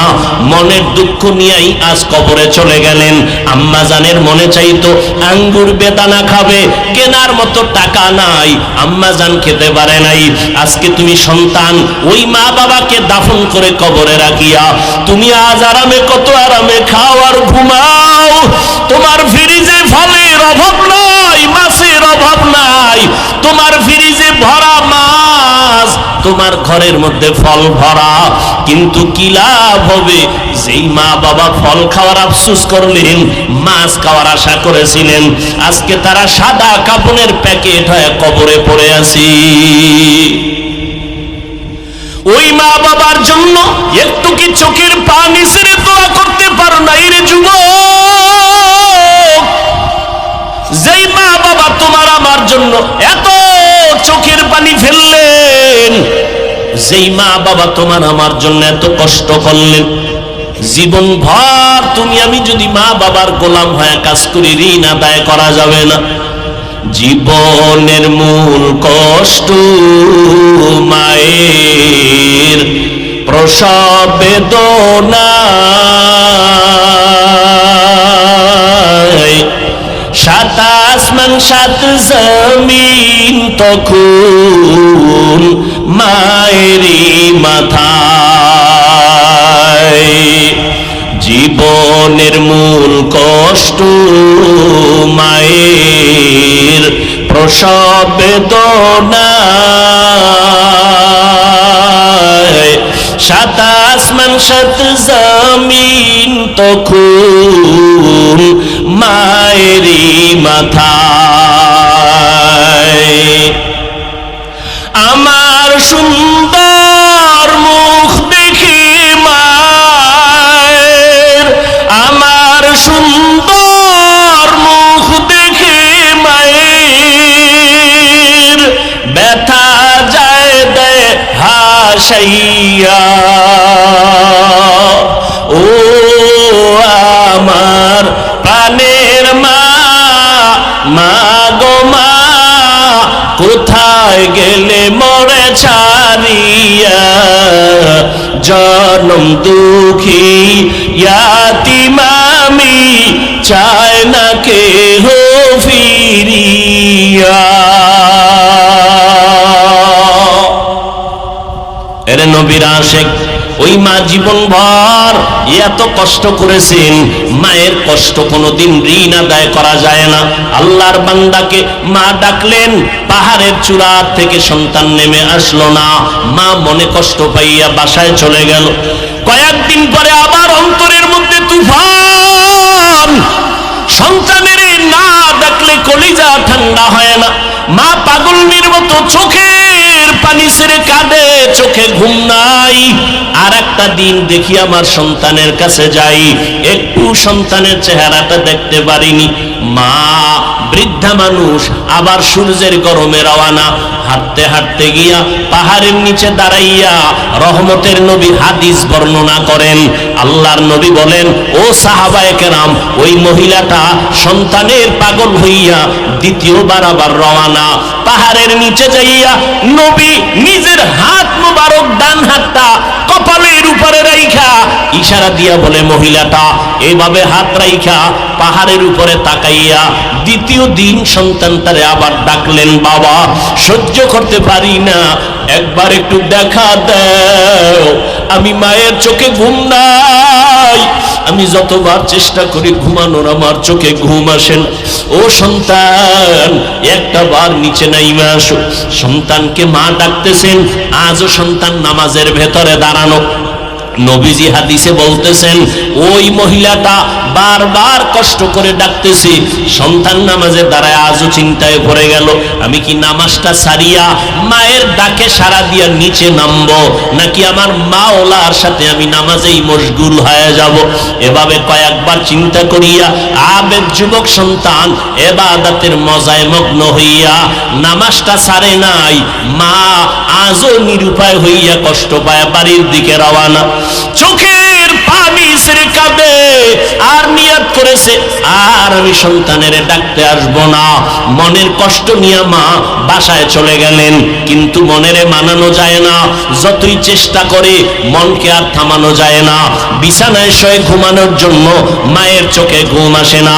নবীজি হাদিস বর্ণনা করেন, রহমতের নবী বলেন, ওই মহিলাটা আবার কান্না করে করে এবার ফাইনাল একটা সিদ্ধান্ত নিল, আজকে তৃতীয়বারের মতো আমি যাব পাহাড়ের কিনারায়, আমার কলিজার সন্তানটাকে আমি একবার শেষবারের মতো ডাকবো দেখার জন্য। কারণ ওই সন্তানের চিন্তায় না আমার খানা আছে না ঘুম আছে। মা পাগলের মতো আবার রওয়ানা। তৃতীয়বারের মতো সন্তান দৌড়ায় ওই পাহাড়ের চূড়ায় ইবাদত করে। মা বৃদ্ধা মানুষ কষ্ট করে করে জঙ্গলের কিনারা দিয়া পাহাড়ের কিনারায় গিয়া হাজির। আর সূর্যের গরমে এতটাই কষ্ট, ঘাম পড়তেছি। আম্মা জান পাহাড়ের সন্তানটারে ডাকতেছে, বাবা একটাবার আসো। দুইবার আসিয়া ফেরত গেলাম, আজকে ফিরাইয়া তুমি আমারে দিও না, একটু দেখা দাও। আমি তোমার চেহারাটা দেখলে আমার কলিজা ঠান্ডা হয়ে যাবে। সন্তান আজও নামাজের ভেতরে দাঁড়ানো, মা যে ডাকতেছে নামাজের মধ্যে, বাপ সন্তান মায়ের ডাক শুনতেছি, কিন্তু চিন্তায় পড়ে গেল, আমি কি নামাজ সারিয়া মায়ের ডাকে সাড়া দিব, নাকি নামাজেই মশগুল হয়ে যাব। আল্লাহর বান্দা ইবাদতের মজা পাইয়া আজও সিদ্ধান্ত নিল নামাজ আমি ছাড়বো না, মায়ের ডাকেও সাড়া দিব না। মা তৃতীয়বারের মতো আজকেও সন্তানের সাড়া না পাইয়া এতটা কষ্ট নিয়ে চোখের পানি নিয়ে বিদায় হয়। আজকে একটা অন্তর থেকে মায়ের অজান্তে বদদোয়া নেমে আসে। মা এবার বিদায় বেলা কয়, ও আল্লাহ, আমার কলিজার ব্যথাটা সন্তানের বুঝাইতে পারলাম না। তোমার সন্তান ইবাদতে এত মজা পাইয়া আজ 3 বারের মতো আসলাম, সাড়া দিল না। ও আল্লাহ, মনে চায় বেশি বরদোয়া করি, তবে বেশি না। আজকে একটা কথা তোমার কাছে ফরিয়াদ করি, আল্লাহ, ওরে জেনাকারিনী একটা মহিলার চেহারা না দেখাইয়া ওরে মরণ দিবা না। মায়ের দোয়া আর সে আজিমে চলে গেছে। 3 দিন সন্তানের আশায় দেখা করতে এসেও সন্তান দেখা দিল না। ইবাদত আল্লাহর জন্য পাগল। মা এবার বলেই ফেললেন, আল্লাহ, জেনাকারিনী মহিলার চেহারা না দেখাইয়া আমার সন্তানের মরণ দিও না। আমাদের কাছে এটা মারাত্মক কোনো বরদোয়া না, কিন্তু একজন খাঁটি আল্লাহর বান্দার জন্য কঠিন একটা মুসিবত। মা যদি বলতেন যে জিনা না করাইয়া কবরে নিও না, তা আরো কঠিন হয়ে যাইত। যদি বলতেন, ও আল্লাহ, জিনাকারিনী মহিলার সাথে জিনা করাইয়া কবরে নিও, মা বরদোয়া করতে দেরি আর সে আজিমে কবুল হইতে দেরি হয় না। কিন্তু মা এটা বলে নাই, হালকা ভাবে বলছে, আল্লাহ, আমার সন্তানের জিনাকারিনী মহিলার চেহারা না দেখাইয়া কবর দিও না।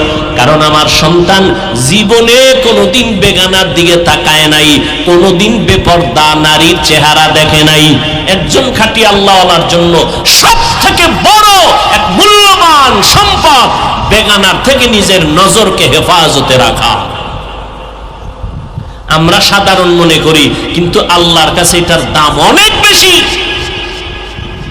একজন নারী বেগানা পুরুষ থেকে নজরকে বাঁচাইয়া রাখা জীবনের বড় মূল্যবান একটা সম্পদ। একজন পুরুষ বেগানা নারীর চেহারা থেকে নিজের নজরকে বাঁচাইয়া রাখা মূল্যবান একটা সম্পদ। মা বরদোয়া করে ফেললেন, হে মালিক, আমার সন্তানটাকে জিনাকারিনী মহিলার চেহারা না দেখাইয়া কবর দিও না। মায়ের বরদোয়া কবুল হবে না? হবে না? হইয়াই গেছে। এদিকে কারবার শুরু। মা তো চলে গেছেন কষ্ট পাইয়া, চোখের পানি ছেড়ে। এদিকে কারবার শুরু হয়ে গেছে। কি? ওই পুরা এলাকার ভেতরে বনি ইসরাঈলরা ঘটনার সুনাম গাইতেছে। আরে আমগো পাহাড়ের চূড়ায় একজন যুবক এত বেশি ইবাদত করে, জীবনে কোনোদিন কোনো বেগানা নারীর চেহারা দেখে নাই, বেপর্দা হয় নাই, আল্লাহর পেয়ারা বান্দা। ওই এলাকায় এক সুন্দরী মেয়ে ছিল, চরিত্রহীন। ওই মেয়েটা কয়, এই তোমরা এত গুণগান যার গাও, আসলেই কি এমন সে কোনো নারীর দিকে তাকায় না? কয় না। তাহলে আমি চ্যালেঞ্জ দিলাম, আমার চেহারা দেখলে সে না তাকাইয়া পারবে না। মহিলা চ্যালেঞ্জ দিল। চ্যালেঞ্জ দিয়া মহিলা ঠিকানা নিয়ে চলে গেল পাহাড়ের চূড়ায়। ওই জিনাকারিনী মহিলাটা পাহাড়ের চূড়ায় চলে গেল, গিয়া দেখে যুবক নামাজে দাঁড়ানো, ভাঙা একটা ঝুপড়ি পাহাড়ের চূড়ায়। মেয়েটা গিয়া নামাজের সামনে দাঁড়াইল। যত অপচেষ্টা করলো, কোনোভাবেই ওই যুবক, ইবাদত করনেওয়ালা যুবকের নজর ওই মেয়েটার দিকে নিতে পারলো না। মহিলাটা ব্যর্থ হইয়া মনের দুঃখ নিয়ে পাহাড়ের নিচে নেমে এসে একটা ষড়যন্ত্র করলো। মায়ের বরদোয়া চলতেছে। কষ্ট হইতেছে আপনাদের? হ্যাঁ, মায়ের বরদোয়া চলতেছে। ওই মহিলা যুবক ইবাদতকারী বান্দার নজরকে কারিয়া নিতে না পারায় ষড়যন্ত্র শুরু করলো।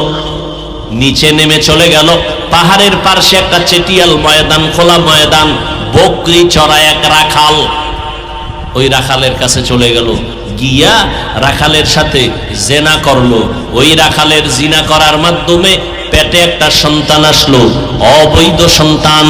এই সন্তানটা দুনিয়াতে যখন ভূমিষ্ঠ হয়ে গেল, এই নারীটা এত বড় খারাপ একটা নারী, দুনিয়ার পুরুষগুলোকে ধ্বংস করার জন্য যত লাইনে ষড়যন্ত্র আছে, এর মধ্যে বড় একটা ষড়যন্ত্র বেপরদা নারী। এই নারীটা জিনা করছে কার সাথে বলেন? সন্তান দুনিয়াতে আসছে, এখন সন্তানের কোলে নিয়া এলাকায় ঘুরে আর কয়, প্রশংসাকারীরা, তোমরা যে ইবাদত গুজার বান্দার এত সুনাম গাইলা, তোমার ওই ইবাদত গুজার বান্দা আমার সাথে জিনা করছে, ওই জিনার কারণে এই যে সন্তান। কঠিন এক ষড়যন্ত্র না? জিনা করেছে রাখালের সাথে, কিন্তু মহিলা এলাকায় ঘুরে ঘুরে বলতেছে এই জিনা করেছে তোমাদের ইবাদত করনেওয়ালা। এই কথা শুই না যখন এলাকাবাসীর মনে একটা দুঃখ, যারে এত মোহাব্বত করি ভালো জানি তার হালাত এমন কেন। এরা লাঠি সোটা নিয়া পাহাড়ের চূড়ায় গেল, চূড়ায় যাইয়া ওই ইবাদত করনেওয়ালা যুবকের খানকা ঘর ভেঙ্গে দিল। এরপরে এক পর্যায়ে তার গায়ের মধ্যে হাত দেওয়ার যখন সামনে আগাইল, যুবক চোখের পানি ছেড়ে বলে, তোমরা এমন কেন করো? বলে, আমরা শুনলাম তুমি নাকি এই এলাকার এক মহিলা, তার সাথে জিনা করেছো। বলে, আল্লাহর কসম আমি কখনো জিনা করি নাই। বলে, ওই মহিলার পেটের বাচ্চা কোলে আসছে। মহিলা বলতেছে ওই বাচ্চা নাকি তোমার জেনার বাচ্চা। এবার বলে, আল্লাহর বান্দা বলে, মহিলাকে বাচ্চা সহ আমার কাছে হাজির করো। মহিলা যদি বলতে পারে যত বিচার হবে আমি বিচার মেনে নিব। লোকেরা চলে গেল, ওই জেনাকারিনী মহিলাকে বাচ্চা সহ তার সামনে হাজির। মায়ের বদদোয়া ছিল, ও আল্লাহ আমার সন্তানটাকে জেনাকারিনীর চেহারা না দেখাইয়া কবর দিবা না। সন্তানটা নিয়ে যখন হাজির হয়ে গেল, এলাকার হাজারো মানুষ সেখানে হাজির।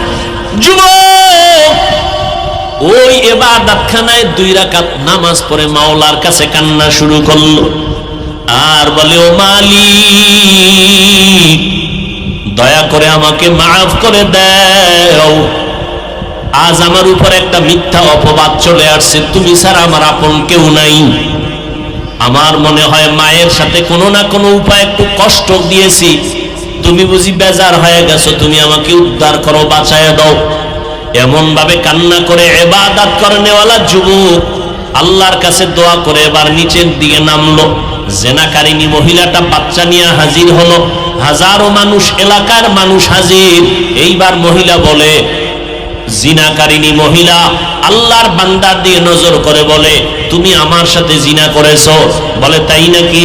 মিথ্যা কথা বলো। কয় না, এই বাচ্চাটা তোমার আমার জেনার কারণে হয়েছে। আল্লাহর বান্দা ওই মহিলার দিকে তাকাইয়া বলে, বাচ্চাটা আমার কোলের মধ্যে দাও। আল্লাহর ইবাদত করনেওয়ালা বান্দা বাচ্চাটারে কোলের মধ্যে নিয়া আল্লাহর দিকে তাকায় বলে, আল্লাহ তুমি কুদরতের ফয়সালা দাও। এই কথা বইলা দুধের বাচ্চাটারে ডাক দিয়া কয়, বাচ্চা তুমি বলো জবান খুইলা তোমার বাবাকে। আল্লাহ কুদরতের দ্বারা বাচ্চাটার জবান খুলে দিয়েছে। বাচ্চাটা ডাক দিয়া বলে, আমার বাবা হলো পার্শ্বে বকরির রাখাল। পাশে বকরির রাখাল হলো আমার বাবা। আল্লাহ তাআলা যুবকের কুদরতি ভাবে বাঁচাইয়া দিয়েছেন। যুবকের সম্মান এলাকার মানুষ নষ্ট করতে চাইলো, পারল না। ওই জেনাকারিনী নারী চাইলো, নষ্ট করতে পারল না। আল্লাহ যাকে হেফাজত করবেন, দুনিয়ার হাজারো ষড়যন্ত্রকারীরা কোনোদিন তার সম্মান নষ্ট করতে পারবে না। বরং কেউ যদি অপবাদের তুলনায় ষড়যন্ত্র করে, আল্লাহ ওদের ধ্বংস করবেন, আল্লাহর প্রিয় বান্দাকে হেফাজত করবে। বিপদটা আইলো কেন? এটা একটা বিপদ না? কেন আসছে বলেন? এই জন্য নবী বলেন, এই জুলুম করলে শাস্তি হবে দুনিয়ায় মরার আগে। আর একটা অপরাধ হলো মা বাবার সাথে বেয়াদবি। মা বাবার সাথে যদি বেয়াদবি করো এর শাস্তিটাও দুনিয়াতে চলে আসবে। ও এলাকার মুসলমানেরা, ও বৃদ্ধ বাবাজিরা, ও পর্দার আড়ালের আম্মা জানেরা, ও যুবকেরা, কয়দিন আর দুনিয়াতে বাঁচবারে বাবা? ওই মা বাবার দোয়া নিয়ে সামনে আগাও, আল্লাহর কাছে তওবা করো। রমাজান পাইয়াও নামাজ ঠিক মতো পড়তে পারলা না রে বাবা। আজকে তাকায় দেখো, আমরা যে এত কষ্ট করে বয়ান করি, সারা দেশে দৌড়াই 12 মাস, আমরা তো এই কথা বলি না টুপি মাথায় না দিলে জাহান্নামে যাইবা, স্কুল কলেজে পড়লে জাহান্নামে যাইবা, একবারও বলি না তাবলিগে না গেলে জাহান্নামে যাইবা, বলি না। আমরা বলি বাবা স্কুলে পড়ো, কলেজে পড়ো, ভার্সিটিতে পড়ো, লেখাপড়া করো, ডাক্তার হও, ইঞ্জিনিয়ার হও, ইসলাম বাধা দেয় না। কিন্তু বান্দা খবরদার আমার আল্লাহকে ভুলিয়া যাইও না। নামাজ পড়ো, মা বাবার খেদমত করো। ও যুবকেরা, তোমার মতো কত যুবক স্কুল কলেজে পড়িয়াও 5 বেলার নামাজ পড়ে আছে না নাই? তোমার অন্তরকে জিজ্ঞাসা করো, তুমি কেন পারবা না রে বাবা? ও যুবক, তোমার মতো কত যুবক র্যাব, আর্মি, পুলিশ, বিডিআরের চাকরি করে নামাজ ছাড়ে না, তুমি কেন পারবা না রে বাবা? তোমার মতো যুবক নদীর মধ্যে মাছ ধরে নামাজ ছাড়ে না, তুমি কেন পারবা না?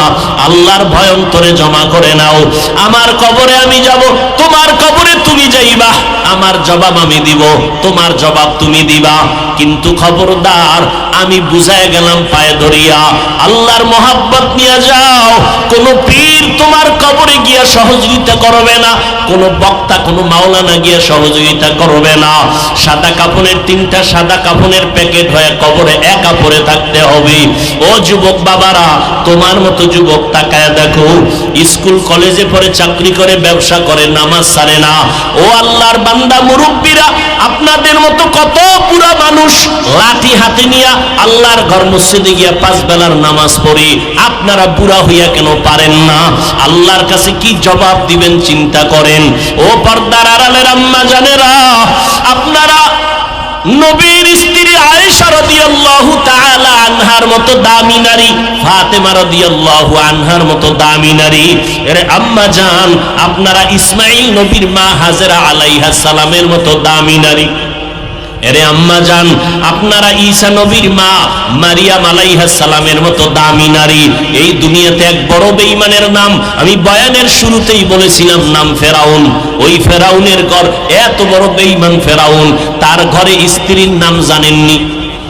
নাম কি? আসিয়া।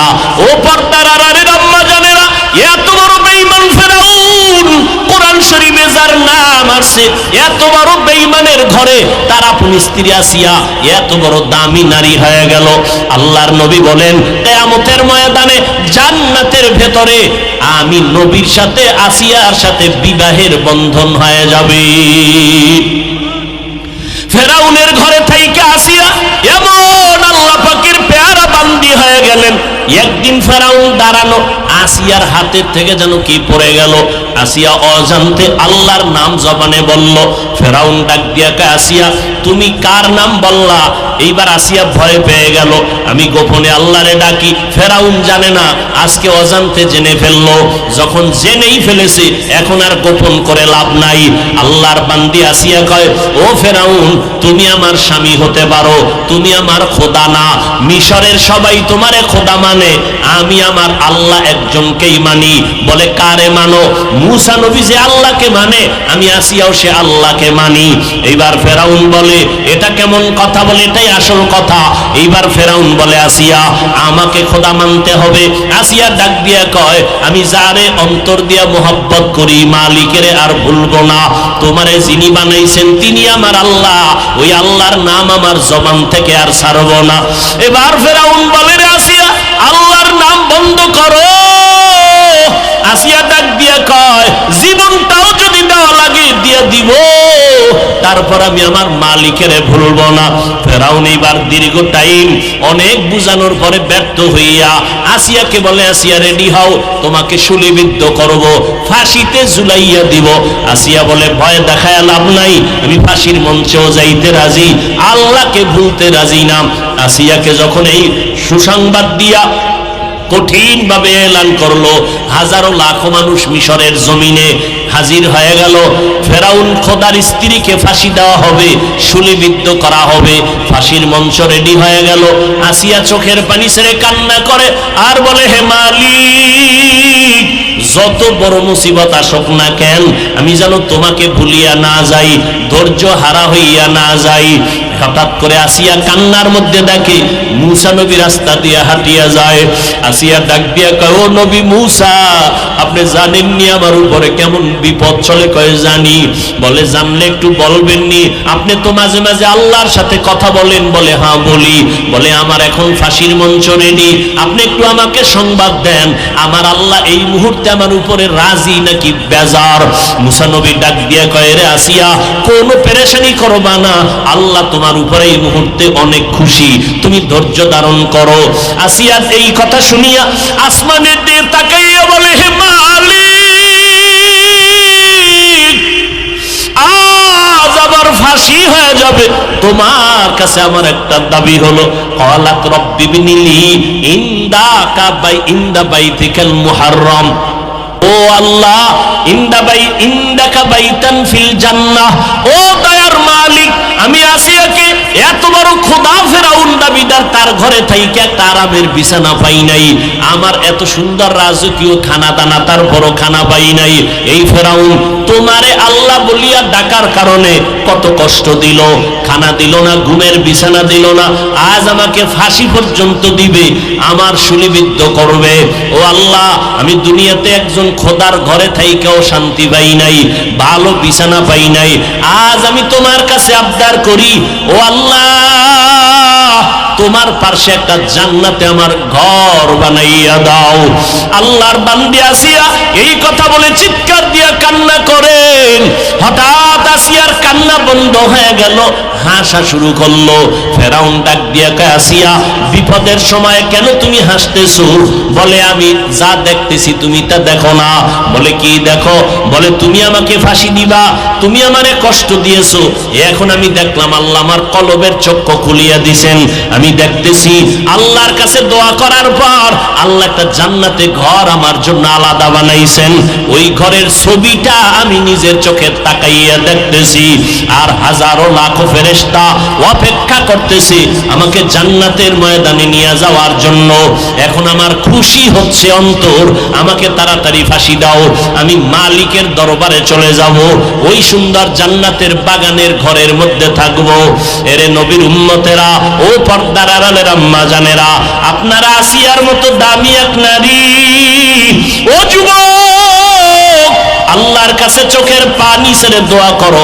জীবনে তো গুনাহ কম করলাম না, আজকে এত বয়ান চোখে পানি নাই, মোনাজাতে চোখে পানি আসে না। আবার কত আল্লাহর বান্দা চোখের পানি ছেড়ে কান্না করে। এই ময়দানে এমন আল্লাহর বান্দা আছেন, অনেকের মা নাই, অনেকের বাবাও দুনিয়াতে নাই। ও যুবক বাবারা, ওই মা বাবার দোয়া কত যে জীবনের বড় সম্পদ। মা বাবার দোয়া নিয়ে সামনে আগাও। ও পর্দার আড়ালের আম্মা জানেরা, সন্তানকে কলিজা দিয়া দোয়া করবেন, সন্তানটাকে আদর্শ ডাক্তার বানায় যাবেন, সন্তানটাকে আদর্শ ইঞ্জিনিয়ার বানায় যাবেন।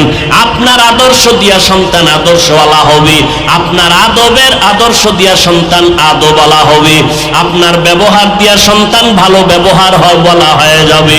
ও যুবকেরা, যাদের মা নাই, যাদের বাবা নাই, কবরের কিনারায় যাইয়া চোখের পানি ছেড়ে দোয়া করিও। ওই মা বাবার জীবনের গুনার জন্য আল্লাহর কাছে চোখের পানি ছেড়ে দোয়া করো। আল্লাহর কাছে দোয়াটা করতে দেরি, কবুল হতে দেরি হবে না। যাদের মা বাবা নাই, চোখের পানি ছেড়ে দোয়া করো, কবর জিয়ারত করো। ওই সন্তানেরা ঈদের দিন কত সন্তানেরা মা বাবা নিয়ে কত আনন্দ করলো, আর যার বাবা নাই, মা নাই, অনেক আনন্দের ভিতরেও দুঃখ ভরা অন্তরে কেমন যেন নিঃশ্বাস। সব পাইলাম, বাবাকে আমার কাছে পাইলাম না, সবাইরে কাছে পাইলাম, মাকে কাছে পাইলাম না। ও মা হারা, বাবা হারা সন্তান, ওই ওই মা বাবার জন্য চোখের পানি ছেড়ে দোয়া করো।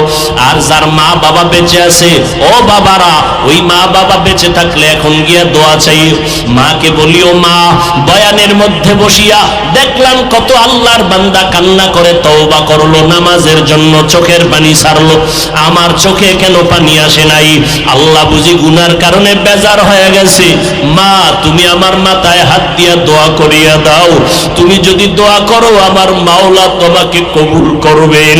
মা যদি মাথায় হাত দিয়া দোয়া করে বলে, হে মালিক, আমার সন্তানের তুই কবুল করিয়া দাও, আমার সন্তানের কি তুমি হেদায়েতের সম্পদ দিয়া কবুল করে নাও, সাথে সাথে আরশে আজিমে দোয়াটা চলিয়া যাবে। ও আল্লাহর বান্দারা, ও কলিজার যুবক বাবারা, হেদায়েতের মালিক আমার আল্লাহ, এখনো সময় আছে, তওবা করে নাও। মনে মনে আল্লাহকে ডাকো আর বলো, হে আল্লাহ, মরিয়া গেলে যাব আর নামাজ ছাড়বো না, বেপরদায় চলবো না, মা বাবাকে কষ্ট দিব না, নবীর তরিকার বাহিরে চলবো না, ওলামায়ে কেরামের পরামর্শ নিয়া নবীর সুন্নাত অনুযায়ী চলবো। তওবা সবার কপালে নসিব হবে না, আল্লাহ যাকে কবুল করবেন সেই তওবার দরজায় ফিরে আসতে পারবে। ও পর্দার আড়ালের আম্মা জানেরা, আপনারাও তওবা করেন, আর জীবনে নামাজ ছাড়বেন না, বেপরদায় চলবেন না, মা বাবার জন্য দোয়া করবেন, মা বাবার দোয়া নিয়ে চলবেন, যারা নাই তাদের জন্য কোরআন পড়ে দোয়া করবেন, আর স্বামীর মাল হেফাজত করবেন, স্বামীর খেদমতের জন্য নিজেকে নিয়োজিত রাখবেন, সন্তানগুলোকে আদর্শ মানুষ বানাবেন, কোরআন পড়াইয়া ডাক্তারি পড়াবেন, কোরআন পড়াইয়া ইঞ্জিনিয়ারিং পড়াবেন। আল্লাহর মহাব্বত নিয়ে যদি পড়াইতে পারেন, দুনিয়া থেকে বিদায়ের পর এই সন্তান ডাক্তার হইয়াও আপনার জন্য দোয়া করতে ভুলবে না, এই সন্তান ইঞ্জিনিয়ার হইয়াও আপনার জন্য দোয়া করতে ভুলবে না। ও আল্লাহর বান্দিরা, ও বৃদ্ধ বাবাজিরা, ও যুবকেরা, তওবা করার মতো যদি অন্তর তৈরি হয়, মুনাফিকি দুর্বলতা যদি অন্তরে না থাকে, যাদের অন্তরে তওবার নিয়ত আছে, আর নামাজ ছাড়বো না, বেপরদায় চলবো না, মা বাবারে কষ্ট দিব না, নবীজির তরিকা মেনে উলামায়ে কেরামের পরামর্শ নিয়ে চলবো, তওবা করার মতো যদি পাক্কা নিয়ত কারো অন্তরে থাকে, দুটো হাত আমার আল্লাহকে দেখাইয়া দেই, আয় আল্লাহ আমাদের তওবা কবুল করে নেন, আয় আল্লাহ আমাদের জীবনের গুনাহ মাফ করে দেন, আয় আল্লাহ আমরা যারা হাত তুলেছি কাউকে খালি ফিরাইয়া দিয়েন না, মেহেরবানি করে মরণ পর্যন্ত তওবার উপরে মজবুত হইয়া চলার তৌফিক দান করেন, আমিন। আলহামদুলিল্লাহি রাব্বিল আলামিন, ওয়াসসালাতু ওয়াসসালামু আলা সাইয়্যিদিল আমবিয়া ওয়াল মুরসালিন ওয়া আলা আলিহি ওয়া আসহাবিহি আজমাইন। ইয়া আরহামার রাহিমিন, ইয়া আরহামার রাহিমিন, ইয়া আরহামার রাহিমিন, রব্বিরহামহুমা কামা রব্বায়ানি সগীরা।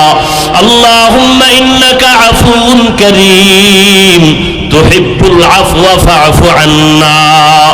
আল্লাহুম্মা ইন্না নাসআলুকা রিযাকা ওয়াল জান্নাহ ওয়া নাউযু বিকা মিন সাখাতিকা ওয়ান নার। আল্লাহুম্মা ইন্না নাউযু বিকা মিনাল বারাসি ওয়াল জুনুনি ওয়াল জুযামি ওয়া সাইয়্যিল আসকাম। ও দয়ার মালিক, গভীর রজনীতে আমরা গুনার বোঝা নিয়ে আপনার দরওয়াজায় হাজির হয়েছি। কত উলামায়ে কেরামরা হাত তুলেছেন, কত সাদা দাড়িওয়ালা মুরব্বীরা, হাজী সাহেবরা হাত তুলেছেন, কত ব্যবসায়ী, কত চাকরিজীবী, কলিজার টুকরা, কত যুবক, কত ছাত্র ভাই, পর্দার আড়ালে কত মা বোনেরা হাত তুলেছেন। আয় আল্লাহ, আমরা সবাই গুনাহগার, জাহান্নামের আসামি। দুনিয়াতে যেদিন আসছিলাম কত পবিত্র, মা বাবা কত আনন্দ করেছিলেন, আজ গুনার কারণে জীবনটারে নাপাক করে ফেলেছি। চোখ দুইটা বন্ধ করে দেখি, আমার গুনার কারণে আমার হাত দুইটা নাপাক, আমার জিহ্বা নাপাক, আমার অন্তর নাপাক। গুনাহের কারণে আমার চক্ষু নাপাক। ও আল্লাহ, গুনাহ নিয়ে কবরে যেতে চাই না।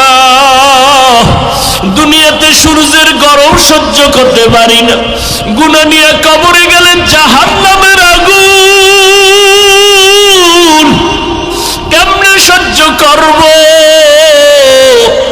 দুনিয়াতে মশার কামড় সহ্য করতে পারি না, গুনাহ নিয়ে কবরে গেলে দুই পার্শ্বের মাটির চাপ কেমনে সহ্য করব রে আল্লাহ? আপনার দরওয়াজায় ফিরে আসছি, তওবার নিয়ত করেছি আর গুনাহ করব না। আয় আল্লাহ, গুনার কারণে দিলটা এত শক্ত, চোখে পানিও নাই। আয় আল্লাহ, দিলটা নরম বানায়া দেন, দিলটা নরম বানায়া দেন। কান্নাওয়ালা চক্ষু দান করেন আল্লাহ, কান্নাওয়ালা চক্ষু দান করেন আল্লাহ, কান্নাওয়ালা চক্ষু দান করেন আল্লাহ। জিকিরওয়ালা জিহ্বা দান করেন আল্লাহ, আখিরাতের ফিকিরওয়ালা কলব দান করেন আল্লাহ। ও দয়ার মালিক, জাহান্নামের আগুন থেকে নাজাত চাই, মেহেরবানি করে আমাদের জীবনের সকলের সমস্ত গুনাহ মাফ করে দেন।